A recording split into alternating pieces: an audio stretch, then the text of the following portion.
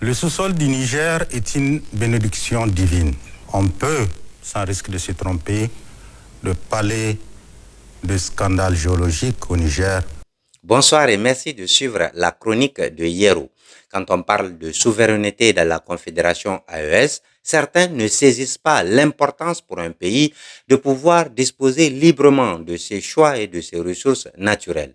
D'autres nous traitent de populistes parce qu'on veut choisir nous-mêmes et pour nous-mêmes. Ce soir, nous allons voir le secteur minier dans lequel la souveraineté retrouvée du Niger sur ses ressources minières a produit des résultats extraordinaires. Par rapport au bilan 2025, nous avons engrangé plus de 18 milliards de francs CFA qui ont été liquidés et recouvrés par le ministère des Mines et versés au Trésor national.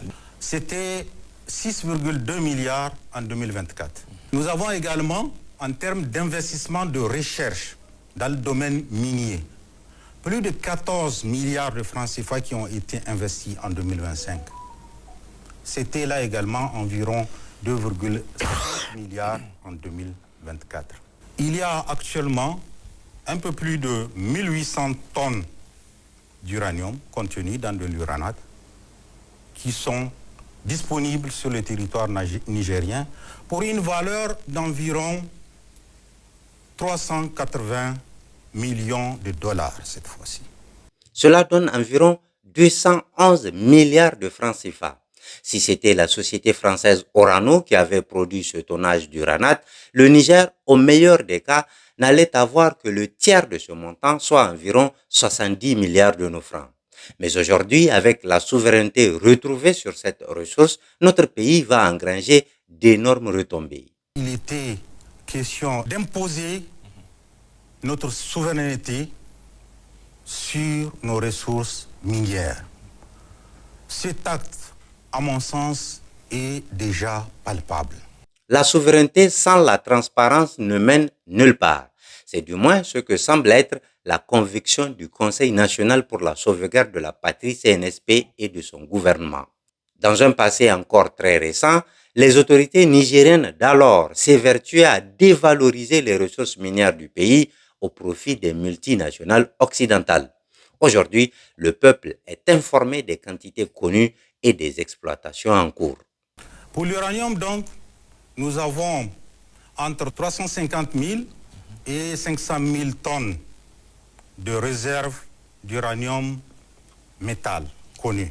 Lors où nous avons actuellement une mine industrielle en production, il s'agit de la SML, la Société des mines du Liptako, qui est à Samira, qui a des réserves estimées à 2,5 tonnes d'or et des ressources d'environ 25 tonnes d'or. Nous avons également à ce niveau une deuxième mine qui est en construction pour la société NTMC, qui va donc exploiter un gisement ayant des réserves de 2 tonnes et des ressources estimées à 20 tonnes d'or dans la zone de Terra, Banjo précisément. Nous pouvons également passer au charbon, qui est en exploitation donc au niveau de la Sonichar, dans la région d'Agadez, avec environ 15 millions de tonnes de charbon. Le charbon également, où nous avons des réserves estimées à plus de 200 millions de tonnes dans la région de Tawa. Nous avons enfin des réserves de cuivre. Nous avons des réserves d'étain. Nous avons également des réserves de calcaire et de gypse qui sont en exploitation sous forme de carrière avec les 2 grandes cimenteries qui sont à Malbaza et Badaguichiri. Et même les ressources naturelles non encore exploitées sont dévoilées aux légitimes propriétaires qu'est le peuple nigérien. Dans la zone de Kolo-Saï, nous avons plus d'1 milliard de tonnes de réserves de fer. Et également dans le massif du Termite à Gadem, où nous avons environ 8 milliards de tonnes de fer en réserve. Nous pouvons parler des phosphates, où là également, dans le parc du W, nous avons un peu plus d'1 milliard de tonnes de phosphate en réserve et 7,3 millions de tonnes de phosphate dans la région de Tawa, donc dans la zone de Aneker et Gawai. Il y a également le lithium, qui sont des substances pour les énergies de transition, où on a des réserves estimées à 350 000 tonnes de lithium qui sont dans la zone de Terra, dans le département de Terra à Diblo. Nous avons également des réserves de terres rares dans l'Aïr et également dans le Damagaram. Cette transparence n'est pas anodine, loin s'en faut.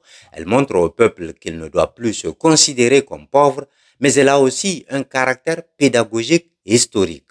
À partir de maintenant, même après le régime du CNSP, plus aucun pouvoir ne parviendra à cacher aux Nigériens l'ampleur de leurs ressources naturelles, encore moins dire que l'uranium nigérien ne vaut rien et que la France l'exploite par charité.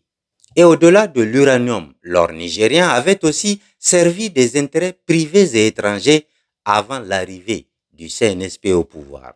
L'année dernière, en 2025, il a été déclaré un peu plus d'1,7 tonne d'or qui ont été produites au Niger, déclaré au niveau du ministère des Mines. La valeur de cette quantité d'or s'élève à un peu plus de 109 milliards de francs CFA. Alors que l'année 2024, ce n'est que 288 kilos d'or qui ont été déclarés au ministère des Mines. Ah oui. On est passé à 1,7 tonne. 1700 kg d'or déclarés en 2025 contre seulement 288 kg en 2024, soit plus de 1400 qui passaient sous le nez et la barbe de l'État.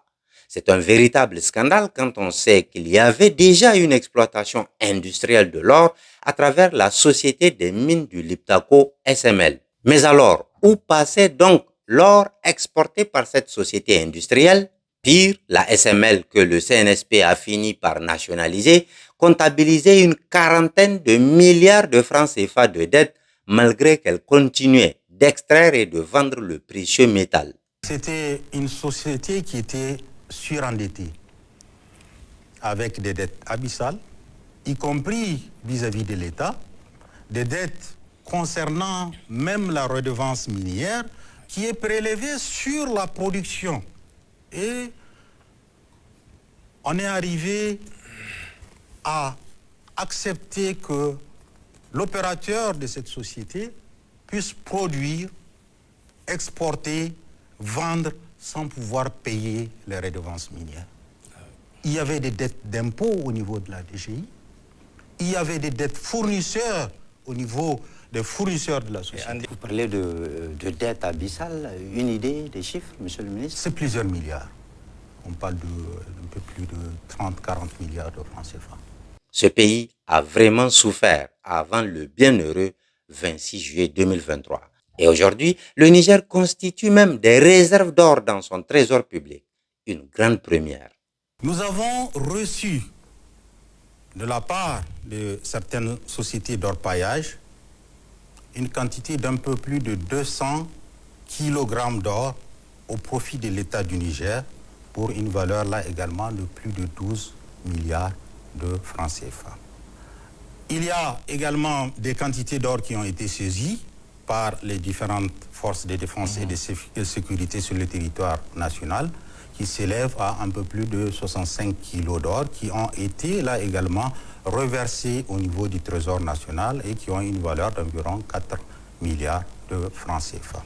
Et il y a également des quantités qui ont été achetées par l'État sur fonds propres et qui sont là également déposées au niveau du Trésor national. Du reste, malgré la situation économique et les dépenses sécuritaires, des dizaines de milliards de francs CFA sont investis dans la recherche et la production de l'or ainsi que d'autres métaux. L'État a consenti des investissements en dehors du capital social, par exemple, de Mazumawa, à hauteur de 5 milliards de francs CFA pour que Mazumawa puisse atteindre son objectif d'entrer en production avant la fin de cette année.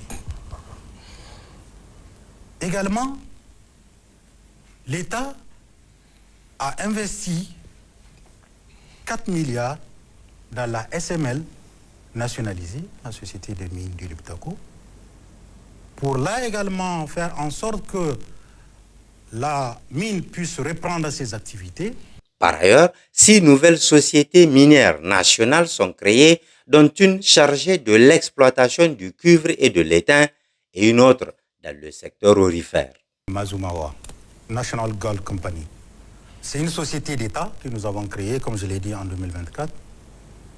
Et nous espérons, avant la fin de cette année, pouvoir produire les premiers lingots made in Niger de cette société Mazumawa. Notre projet par rapport à ces substances-là, il s'agit de la création de petites unités de concentration de ces minéraux et peut-être même de fabrication du métal, c'est-à-dire le métal d'étain et le métal de cuivre, que ce soit des plaques ou des tubes, des barres et ainsi de suite.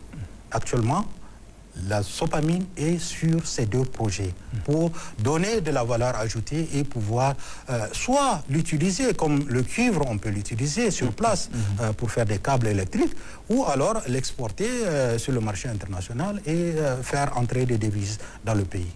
Contrairement à hier, aujourd'hui, le ministre des Mines connaît par cœur l'intégralité des sites miniers se trouvant sur le territoire national. Nous avons une situation assez claire de notre cadastre minier.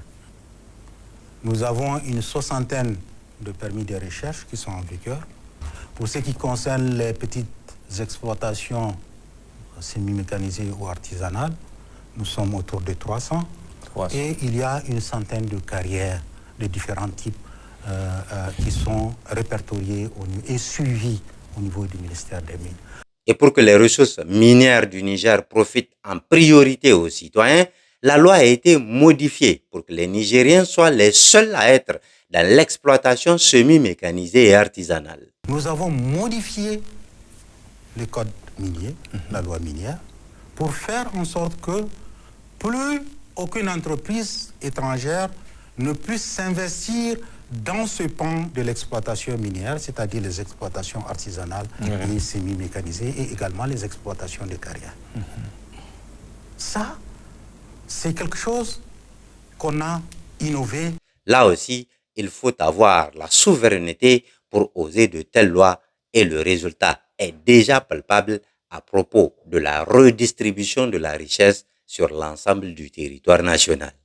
Par quinzaine, sur les différents sites de production, notamment d'or, dont on est en train de décrier l'aspect informel, c'est des milliards qui vont pour l'achat de la production, et ces mêmes milliards, ils sont dispatchés dans tout le pays. Ces mêmes fonds-là qui répartent cette fois-ci dans toutes les directions, compte tenu des Nigériens qui travaillent sur les sites et qui financent leurs familles là dans leur région d'origine. Dans les villages. C'est important. La ligne du gouvernement nigérien est désormais claire. Les ressources naturelles sont la propriété du peuple nigérien. Les richesses du Niger appartiennent aux Nigériens. Et elles ne vont pas se déplacer. Et nous n'avons aucune crainte que dans 10 ans, dans 20 ans, ou même dans 50 ans, c'est d'autres Nigériens qui vont les exploiter.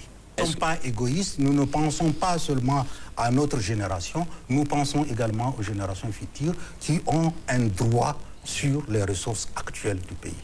Les citoyens étant au centre de l'action gouvernementale, l'État compte exploiter des ressources au profit exclusif de son peuple. Nous devons également investir dans des substances comme le fer. Là également, c'est un métal qui peut nous permettre de construire des infrastructures en interne si nous arrivons à l'exploiter. Il y a également les phosphates pour la production de fertilisants. Nous sommes déjà en train d'investir beaucoup dans la grande irrigation, mais nous devons l'appuyer avec la production de fertilisants en interne, et le phosphate est l'un des intrants qui rentre dans la production des fertilisants. Nous pouvons également, toujours pour rester dans des productions nationales pour le développement du pays, comme je l'ai dit, investir dans des substances telles que le calcaire et les gypses pour la production du ciment, comme je l'ai dit. Pourquoi ne pas se retrouver avec une tonne de ciment à 15 000 francs, et qui va permettre de construire des infrastructures à moindre coût. On n'a pas besoin de dire qu'on doit simplement produire des substances pour l'utilisation des autres pays. Nous pouvons produire des substances qui peuvent nous permettre d'asseoir notre développement en interne. On ne doit donc pas s'étonner que le Niger soit aujourd'hui classé parmi les pays où on est le plus heureux en Afrique et dans le monde. Ça ne vient pas de moi. Le Niger réalise une performance notable en termes de niveau de bonheur des habitants en 2026. Le Niger intègre en effet le top 10 africain où il occupe la 9e position, se classant devant des économies comme le Nigeria ou le Kenya. Mieux, au sein de l'espace UEMOA, le Niger se hisse à la 2e place, la Côte d'Ivoire dévançant de peu. Le Niger occupe une position solide avec un score de 4,9, talonnant la Côte d'Ivoire, le Sénégal venant en 3e position, suivi du Mali et du Burkina, le Bénin, le Togo fermant la marche et la Guinée-Bissau n'étant pas classée. Ces statistiques qui apportent du baume au cœur des Nigériens sont celles d'une très officielle source du World Happiness Report, une publication annuelle parrainée par les Nations Unies. Pour terminer, revenons sur l'importance de la souveraineté avec cette affaire dite de la météorite frauduleusement sortie du Niger et vendue aux enchères aux États-Unis d'Amérique. Suite au communiqué du gouvernement qui annonce que cette météorite est sortie de façon frauduleuse de notre pays, la maison Sotheby's qui a fait cette vente-là a approché l'État du Niger à travers l'ambassade du Niger aux États-Unis d'Amérique. Et actuellement, nous continuons à discuter par l'intermédiaire de notre ambassade et également par le ministère des Affaires étrangères et le ministère de la Justice également qui s'est saisi de l'affaire. Donc il y a une chance que cette méthode revienne ici au Niger. Soit qu'elle revienne au Niger ou qu'on ait la compensation de son prix de vente. Si le gouvernement nigérien n'avait pas le courage d'affirmer sa souveraineté sur ses ressources, on n'en serait certainement pas là. Sous les anciens régimes, des richesses, dont des squelettes de dinosaures, ont été sortis du pays sans que personne ne lève le petit doigt parce qu'on avait peur de hausser le ton face aux puissances occidentales. Ce qui n'est plus le cas dans le Niger du général d'armée Abdourahmane Tchani. Rien de mieux que la souveraineté pour vivre dans la dignité et se développer avec ses propres moyens. Merci et à très bientôt, Inch'Allah. Les Nigériens doivent avoir confiance en eux-mêmes. Nous devons pouvoir bâtir notre prospérité par nous-mêmes. Ouais. Personne, je dis bien personne, ne viendra le faire à notre place.